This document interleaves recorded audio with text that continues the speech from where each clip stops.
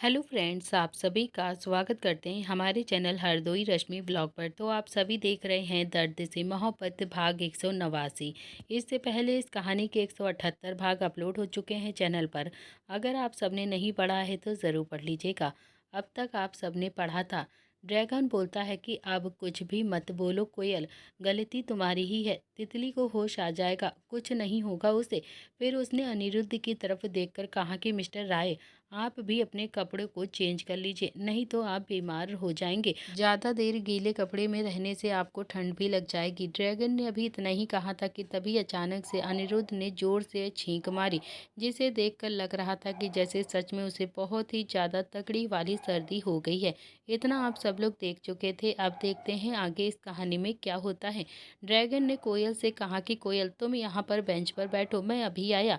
कोयल बोलती है कि कहाँ जा रहे हो तुम। ड्रैगन ने कहा कि अनिरुद्ध ने हमारी तितली को बचाया है और फिर वो खुद भी गीले कपड़ों में घूम रहा है ना, तो उसके लिए कपड़ों का इंतजाम करने के लिए जा रहा हूँ। कोयल ने भी कुछ नहीं कहा, बस अपनी गर्दन हाँ में हिला दी। बेशक से कोयल थोड़ी सी सख्त थी, लेकिन देख तो वो भी रही थी कि अनिरुद्ध ने कैसे उसकी बहन को बचाने के लिए अपनी जान की परवाह भी नहीं करी थी।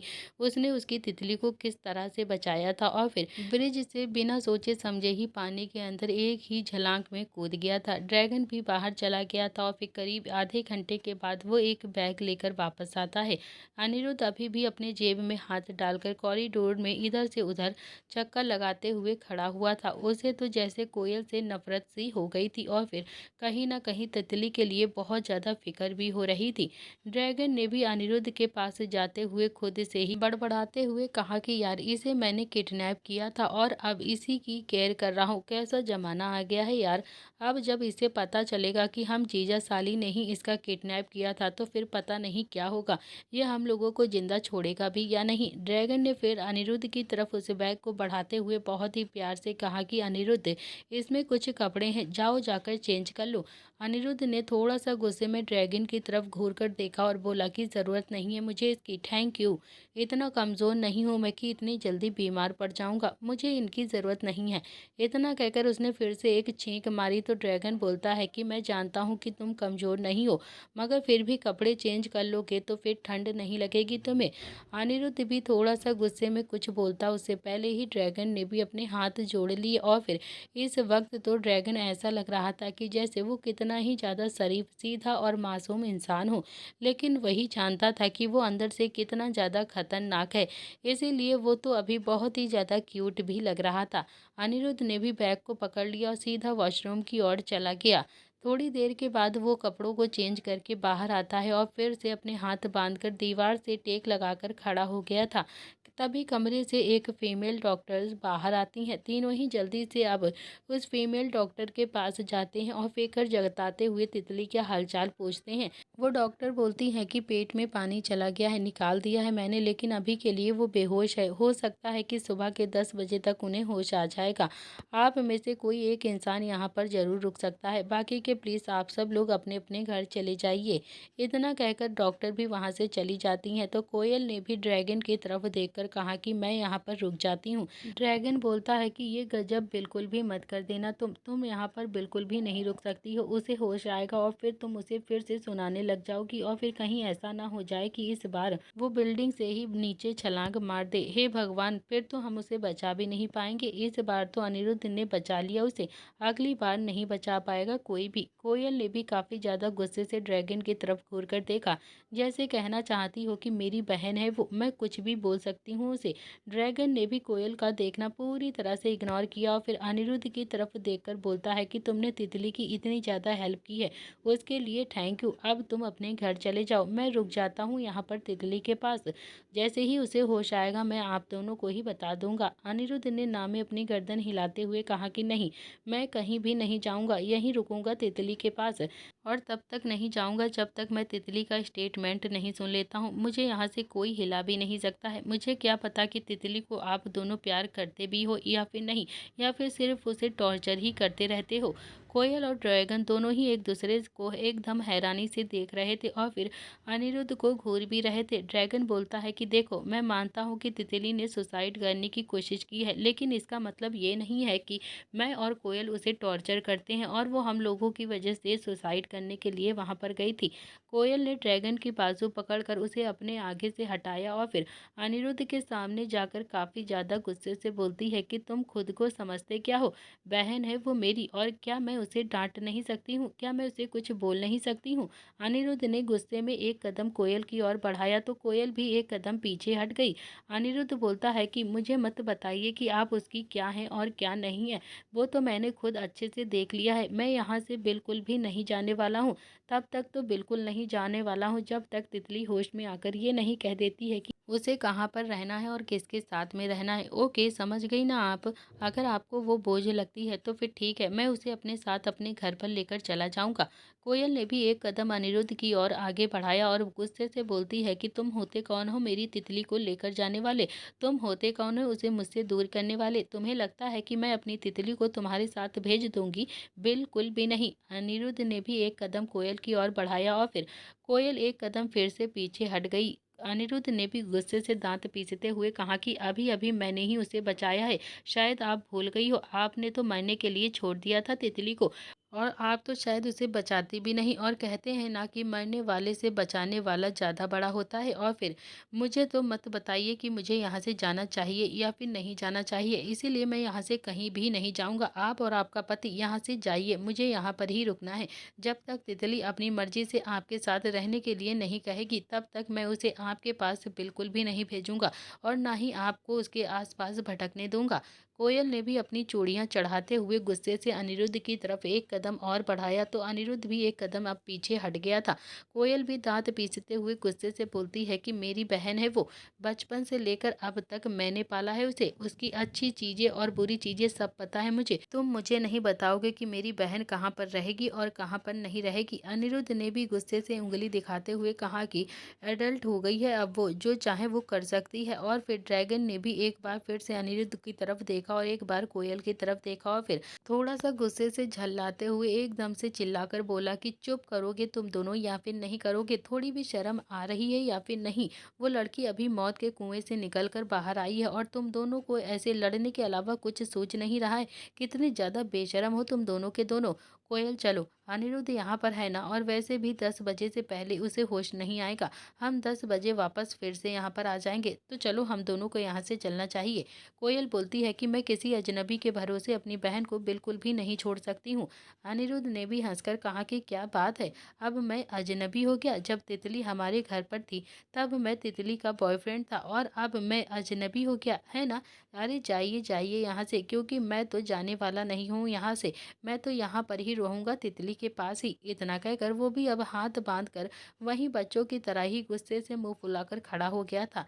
ड्रैगन ने भी कोयल की बाजू पकड़ी और बोला कि चलो यहाँ से, अच्छा लड़का है ये, मैं मानता हूँ, समझी तुम, अब चलो यहाँ से। इतना कहकर वो भी कोयल को वहां से खींचता हुआ लेकर चला गया। उन दोनों के जाते ही अनिरुद्ध के कदम अपने आप ही तितली के कमरे की ओर बढ़ गए थे और फिर वो कमरे के अंदर आ जाता है। उसने तितली को देखा तो कुछ देर के लिए वो अब एकदम से उसे देखता रह गया था। फिर वो खुद से ही बोलता है कि कितनी बार आई थी ये, कितनी बार आई थी मुझे ये थैंक यू बोलने के लिए। मैं ही अपने एटीट्यूड में था जो मैंने उसका थैंक यू एक्सेप्ट नहीं किया। इतना कहकर वो भी तितली के पास वहीं स्टूल पर ही बैठ गया था और फिर कुछ देर तक तो उसके मासूम से चेहरे को प्यार से देखता रहता है। और फिर कुछ देर देखने के बाद अनिरुद्ध ने भी अपना सर वहीं बेड पर ही रख लिया था, क्योंकि अब उसे भी बहुत तेज नींद आ रही थी। पहले तितली को उसने बचाया और फिर पूरी रात हॉस्पिटल के कॉरिडोर में चक्कर लगा रहा था, तो नींद तो आना उसकी लाजमी ही थी।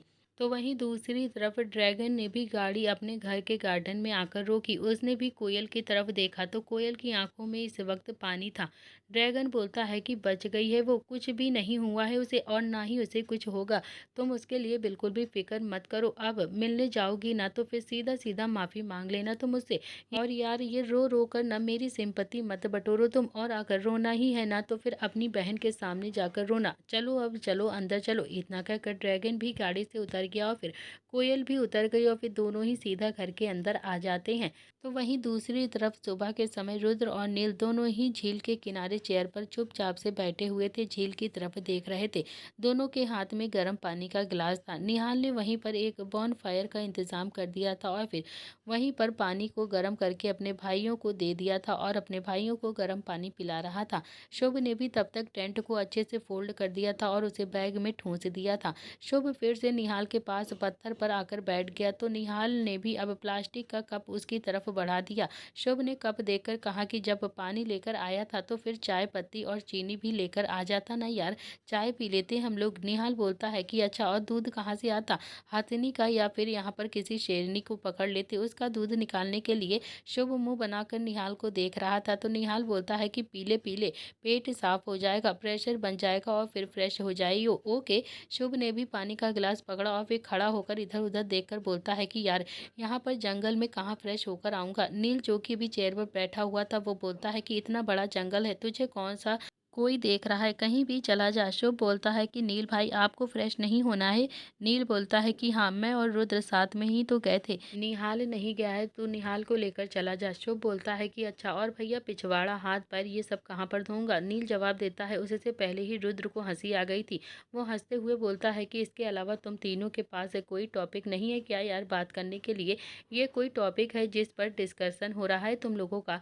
तीनों ही भाई रुद्र की तरफ देख रहे थे और बहुत दिनों के बाद रुद्र के चेहरे पर हंसी आ रही थी। निहाल बोलता है कि ओह, वारा जाऊं मैं रुद्र भैया की हंसी पर, बहुत दिनों के बाद देखने को मिली है। नील बोलता है कि हाँ, ये बात तो बिल्कुल ठीक है, रुद्र को हंसता हुआ देखने का मतलब है कि करवा चौथ का चांद जो साल में एक बार ही निकलता है। ये सुनकर तो शुभ बोलता है कि अगर रुद्र भाई टट्टी पुट्टी की बात सुनकर हंसते हैं तो फिर मैं तो दिन रात टट्टी की ही बात कर सकता हूँ। रुद्र को तो अब और भी ज़्यादा हंसी आ गई थी। वो बोलता है कि चुप हो गई या फिर नहीं, ऐसी बातें कौन करता है भला? थोड़ी सी हिस्ट्रेशन भी नहीं होती तुझे क्या? बिजनेसमैन हो तुम, सब ऐसी बातें करते हो, अच्छे लगते हो क्या? चुप हो जाओ सबके सब। निहाल बोलता है कि ऐसी बातें मतलब, ये तो नेचुरल बात है ना भाई, हर कोई करता है। अगर एक भी पर्सन है बता दो आप कोई ना करता हो? जानवरों से लेकर इंसान तक सब ये काम करते हैं। अब हमारा सिस्टम ही कुछ ऐसा है तो फिर हम क्या कर सकते हैं? रुद्र को तो अब और भी ज़्यादा हंसी आ रही थी। वो बोलता है कि यार बस करो तुम लोग, बस करो, ये कोई टॉपिक नहीं है बात करने का। लेकिन शुभ ने तो जैसे बात ही पकड़ ली थी, उसने भी अपने हाथ में पकड़ा हुआ पानी का गिलास पूरा का पूरा ख़त्म किया और फिर ग्लास को एक तरफ रखा और रुद्र के सामने जाकर बोलता है कि देखो भाई, अगर आपको ऐसी बातें करके ही हंसी आती है ना, तो सच कहता हूँ मैं तो दिन रात ऐसी बातें कर सकता हूँ आपके सामने, इसमें ज़्यादा गंदी तरीके से भी कर सकता हूँ।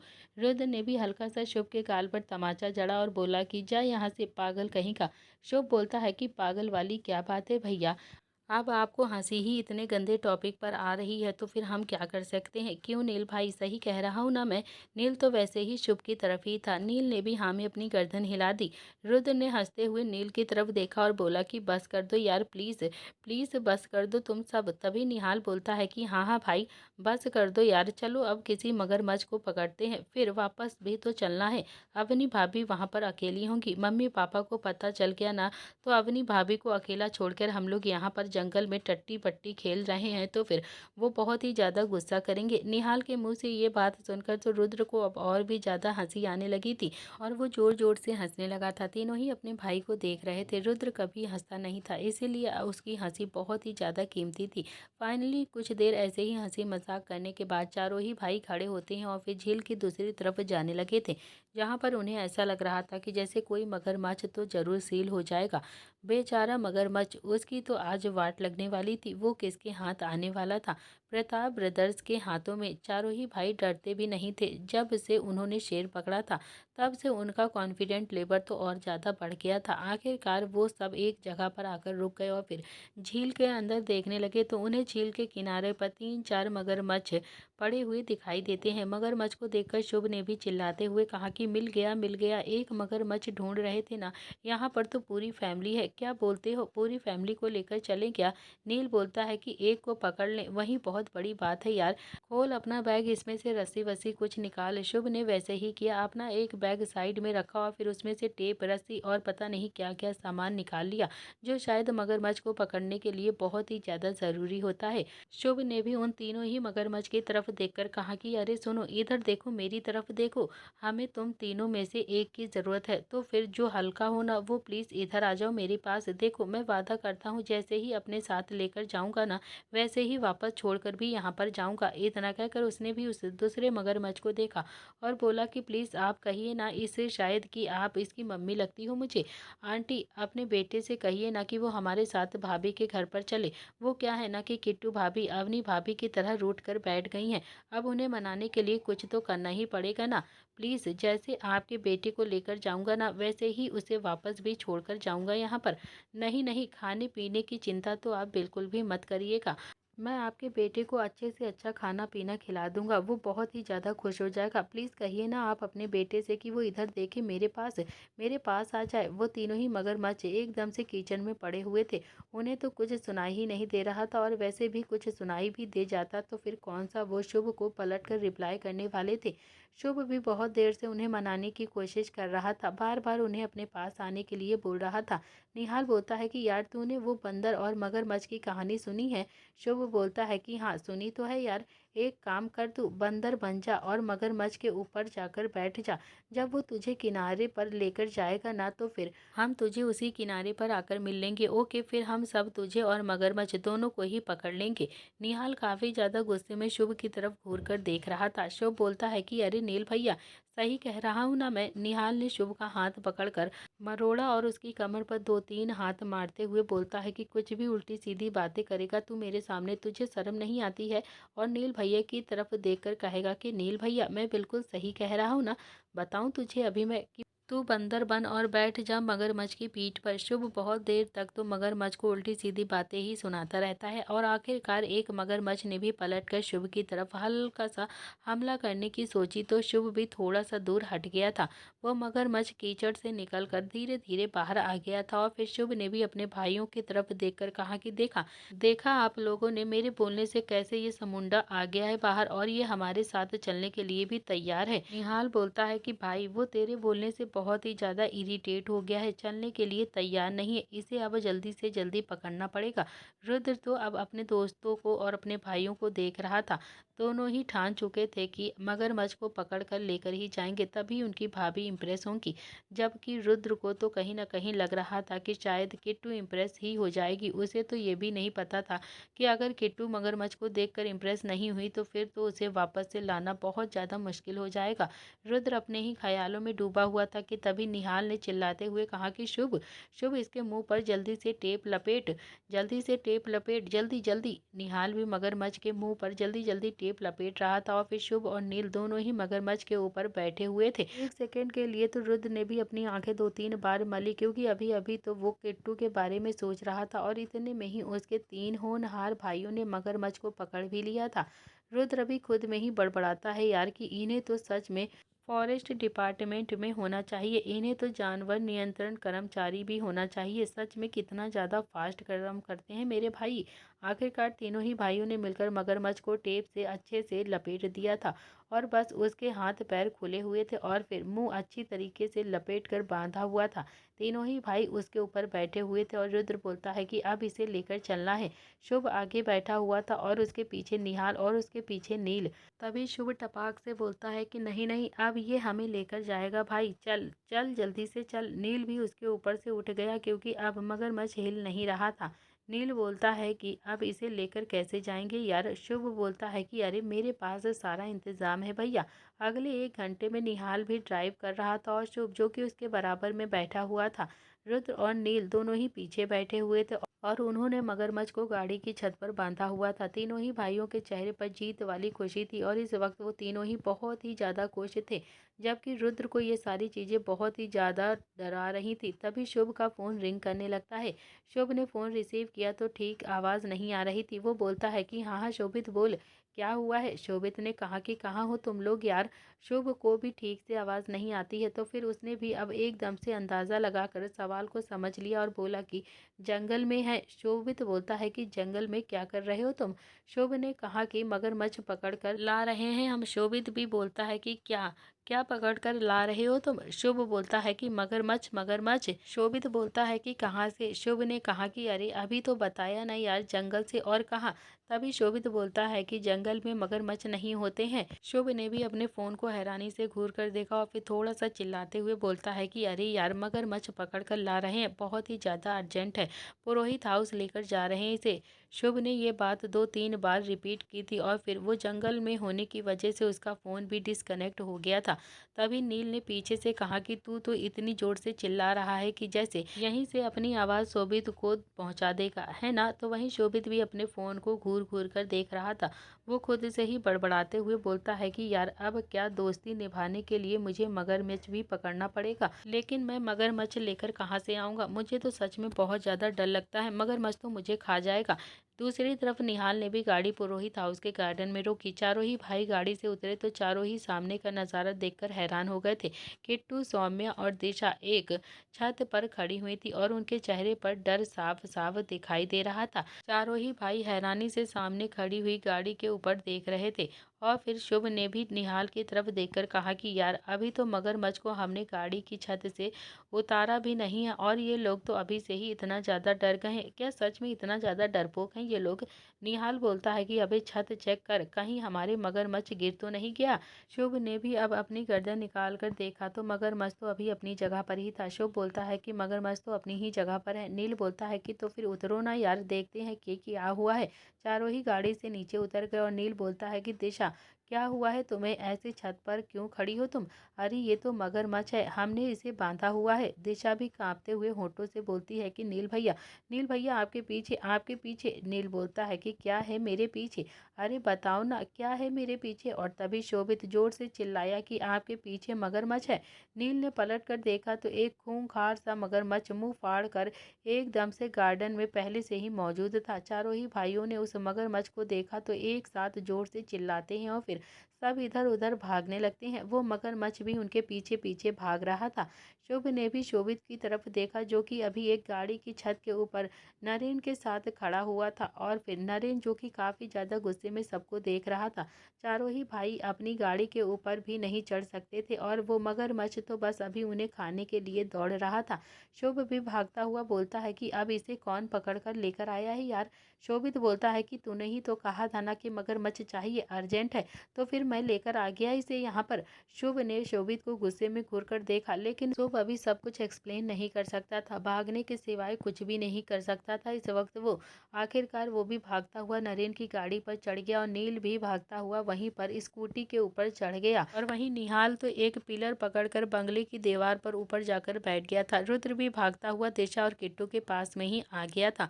दिशा जोर से चिल्लाती है कि नील भैया, वो मेरी स्कूटी है, सारी सीट खराब हो जाएगी। नील बोलता है कि बेशक तुम्हारा नील भैया मगरमच्छ का नाश्ता बन जाए, पर तुम्हारी स्कूटी की सीट खराब नहीं होनी चाहिए, है ना दिशा?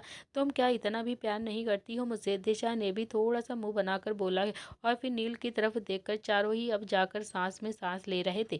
शुभ ने शोभित की तरफ देखकर कहा कि तू पागल तो नहीं हो गया है? मैं कह रहा था कि मैं मगरमच्छ को पकड़ कर ला रहा हूँ। शोभित बोलता है कि अरे नहीं, तूने कहा था कि अर्जेंट है, एक मगरमच्छ चाहिए मुझे, पुरोहित हाउस में लेकर आना है मुझे। मैंने अपने कानों से सुना था, समझा तू? तो मैं भी फॉरेस्ट डिपार्टमेंट के अंदर घुस गया, मैंने उन्हें बहुत सारे पैसे दिए, तब जाकर उन्होंने एक मगरमच्छ छोड़ा है मेरे साथ। नील बोलता है कि अब वो सब कुछ छोड़ो, एक मगरमच्छ लाना था तो चलो, अब तो दो दो आ गए हैं ना। किट्टू देखो, हम तुम्हारे लिए मगरमच्छ को पकड़ कर लाए हैं, अब तुम रुद्र को माफ़ कर दो प्लीज़ और हमारे साथ अभी के अभी घर चलो। किट्टू ने भी अपने पास खड़े हुए रुद्र की तरफ हैरानी से देखा और बोली कि मैंने नहीं कहा था कि मगरमच्छ पकड़ कर लेकर आओ आप। नील बोलता है कि लेकिन हम फिर भी लेकर आ गए हैं ना तुम्हारे लिए, ताकि तुम्हें पता चल जाए कि तुम किसी ताकतवर इंसान की बीवी हो और किस इंसान के साथ तुम्हें रहना है। देखो देखो, अब गुस्सा थूक दो किट्टू और हमारे साथ प्रताप हाउस चलो प्लीज़। किट्टू ने गुस्से में रुद्र की तरफ घूर कर देखा और फिर इतने में ही धड़ाम से गिरने की आवाज़ आती है। सबकी नज़र अब उस मगरमच्छ पर गई जो कि अभी छत के ऊपर बंधा हुआ था। वो भी एकदम धड़ाम से गार्डन में गिर गया था और पहले ही वाला मगरमच्छ भाईचारा दिखाते हुए उसके मुंह की टेप को अपने दांतों से एकदम से निकालने की कोशिश कर रहा था। वो दोनों ही मगरमच्छ आपस में एकदम से मेल मिलाप कर रहे थे। निहाल ने भी ताली बजाते हुए कहा कि क्या बात है, क्या बात है, जानवरों में भी भाईचारा होता है क्या? तो वहीं नरेन ने भी अब उनके पास खड़े हुए शुभ की तरफ घूरकर देखा और कहा कि तुम्हें ऐसा क्यों लगता है कि हर लड़की सिर्फ इसीलिए मान जाएगी क्योंकि तुम किसी जानवर को पकड़ कर लेकर आ जाओगे? क्या तुम लोग पागल हो क्या? चारों के चारों के अंदर दिमाग नहीं है क्या?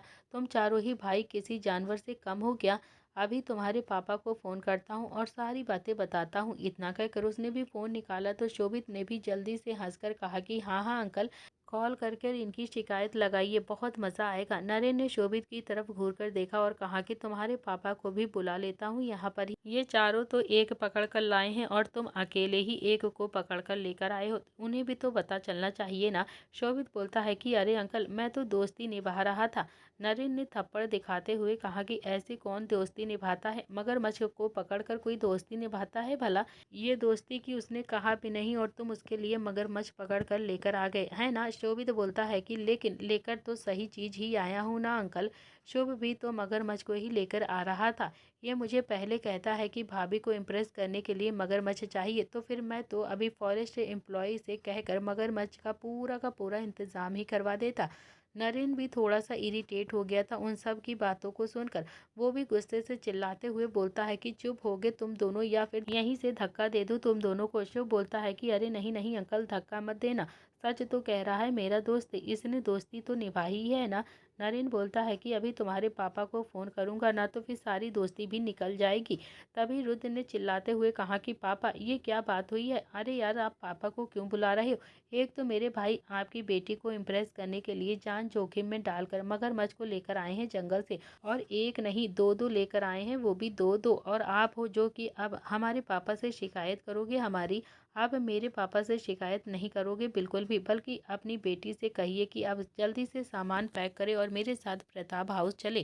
किट्टू ने गुस्से में रुद्र की तरफ देखा और बोली कि एक तो आप ऐसे उल्टे सीधे काम करते हो और ऊपर से आप चाहते हो कि मैं आपके साथ प्रताप हाउस चलूं? बिल्कुल भी नहीं, बिल्कुल नहीं जाऊंगी, मैं नहीं जाऊंगी, नहीं जाऊंगी। मैंने नहीं कहा था आपको कि मेरे लिए मगरमच्छ पकड़ कर लेकर आओ? अगर पकड़ कर ही लाना था तो फिर डायनासोर पकड़ कर ले आते ना। रुद्र अभी कुछ कहता उससे पहले ही शुभ ने कहा कि देखा भाई, देखा, मैंने कहा था ना कि भाभी से पूछ कर लेकर जाएंगे ना तो फिर वो डायनासोर ही मंगाएंगी, और फिर डायनासोर तो लुप्त हो चुके हैं ना, तो फिर उसे कहाँ से पकड़ कर लाते हम?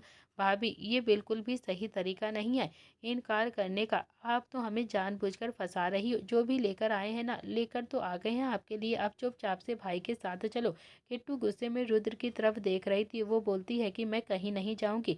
रुद्र बोलता है कि ऐसे कैसे नहीं जाओगी? एक तो हम चारों ही भाई पूरी रात जंगल में मगरमच्छ अजगर को ढूंढते रहे और अब तुम कह रही हो कि नहीं जाऊंगी। तभी नील बोलता है कि किट्टू बच्चा प्लीज, हमारे घर में ये रिवाज है कि बहू रूठ जाती है ना तो फिर उसे एक जानवर लाकर दे देते हैं तो वो मान जाती है। देखा था ना तुमने कि कैसे अवनी ने कहा था कि शेर पकड़ कर लाओ, और फिर मैं शेर को पकड़ कर लाया था और फिर अवनी मेरे साथ प्रताप हाउस चली आई थी। किट्टू ने भी हाथ जोड़कर कहा कि भैया प्लीज, आपको पता भी है कि आपका भाई कैसा है। मैं तो नहीं जाऊंगी इनके साथ, बिल्कुल भी नहीं जाऊंगी का मतलब होता है नहीं जाऊंगी। और मैंने डाइवोर्स पेपर भी बनवा लिए हैं, अगर ये साइन करेंगे तो ठीक, नहीं करेंगे तो भी ठीक, मैं कोर्ट चली जाऊंगी। रुद्र ने भी किट्टू की बाजू पकड़कर उसे अपनी तरफ घुमाया और फिर थोड़ा सा गुस्से से बोलता है कि कोर्ट चली जाऊगी मतलब, लेकिन प्रताप हाउस नहीं जाओगी है ना? तुम कुछ भी कर लो, मैं तुम्हें डाइवोर्स देने वाला नहीं हूँ। कुछ भी कर लो, मैं बिल्कुल भी साइन नहीं करूँगा डाइवोर्स पेपर पर। इतने में ही नरेन की आवाज़ आती है कि संजय जी, आपने ऐसे कौन से कर्म किए थे जो आपको ऐसे 4 होनहार बेटे मिले हैं? तो वहीं संजय, जो कि अभी अपने माता पिता के साथ पुश्तैनी हवेली में डाइनिंग टेबल पर बैठा हुआ खाना खा रहा था, अपने बच्चों की तारीफ सुनकर बहुत ही ज़्यादा खुश हो गया था। वो बोलता है कि पता नहीं नरेन जी, सच में मैंने मोती दान किए होंगे, मैंने जो मेरे इतने होनहार बच्चे हैं। वैसे आप बताइए कि आपने फ़ोन क्यों किया है? कोई ख़ास बात है क्या? नरेन बोलता है कि नहीं नहीं, आपके होनहार बच्चों की तारीफ करने के लिए ही तो मैंने फ़ोन किया है। मुझे एक बात बताइए कि आपके बच्चे क्या सीधे साधे रास्ते नहीं चल सकते हैं क्या? आपके बच्चे नहीं जानते हैं कि उन्होंने क्या किया है? आपको भी नहीं पता होगा शायद। अब संजय थोड़ा सा सीरियस हो गया था और फिर उसने भी फ़ोन की तरफ देखा और फिर अपने कान पर लगाते हुए बोलता है कि क्या किया है मेरे बच्चों ने? नरेन बोलता है कि कुछ ज़्यादा नहीं, बस मेरे गार्डन में इस वक्त एक नहीं दो दो मगरमच्छ छोड़ दिए हैं आपके बच्चों ने। क्या आपके बच्चों को बिल्कुल भी डर नहीं लगता है क्या? ये कौन सा तरीका है किट्टू को मनाकर लेकर जाने का? डेट पर लेकर जाएं उसे, बैठकर आराम से बातें करें, उसके लिए कुछ अच्छा सा खरीदे या फिर उसके साथ घूमने निकल जाए। लेकिन नहीं, आपका रुद्र तो मगरमच्छ पकड़ कर लाया है किट्टू के लिए और फिर रुद्र का साथ दिया है आपके 3 होनहार बेटों ने।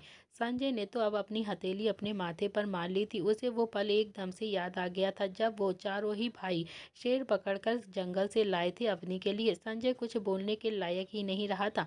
उसके बच्चे तो दिन प्रतिदिन कांड करते जा रहे थे और इतने में ही नरेन फिर से बोलता है कि अब आप यहाँ पर आएंगे या फिर नहीं? मैं पिछले 2 घंटे से अपने परिवार के साथ गाड़ी के ऊपर खड़ा हुआ हूँ।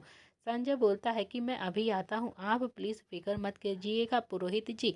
मैं आकर उन्हें अभी बहुत ज़्यादा डांटूंगा। आप प्लीज़ गाड़ी के ऊपर 2 घंटे और खड़े रहिए, मैं अभी आता हूँ। इतना कहकर संजय ने भी फ़ोन को कट कर दिया और फिर चांदनी जी, संध्या और विजय जी, जो कि अभी तीनों ही अब संजय की तरफ देख रहे थे, जैसे पूछना चाहते हों कि आखिरकार क्या हुआ है, तो संजय उठता है और चिल्लाते हुए बोलता है कि संध्या, तुम्हारे बच्चे मगरमच्छ पकड़ कर लेकर आए हैं। खून पी के रखा हुआ है इन चारों ने मेरा।